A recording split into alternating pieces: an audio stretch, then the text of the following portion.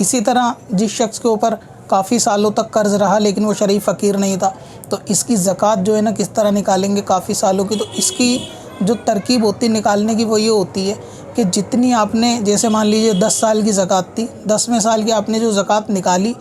9वें साल आप निकली हुई ज़कात को टोटल अमाउंट से माइनस कर देंगे, फिर जो अमाउंट बचेगा 9वें साल उसकी ज़कात निकलेगी, और जितनी ज़कात निकलेगी उसको 8वें साल माइनस कर देंगे, फिर जो बैलेंस बचेगा उसकी ज़कात निकलेगी। तो इस तरह अगर किसी को लंबे टाइम के लिए कर्ज़ दिया है तो उसकी ज़कात इस तरह निकलती है कि जितनी ज़कात निकलती है हर साल अमाउंट उसमें से, यानी प्रिंसिपल अमाउंट में से वो घट जाता है। मिसाल के तौर पे किसी पे 100 रुपये आपने उधार दिए, 10 रुपये की ज़कात निकली,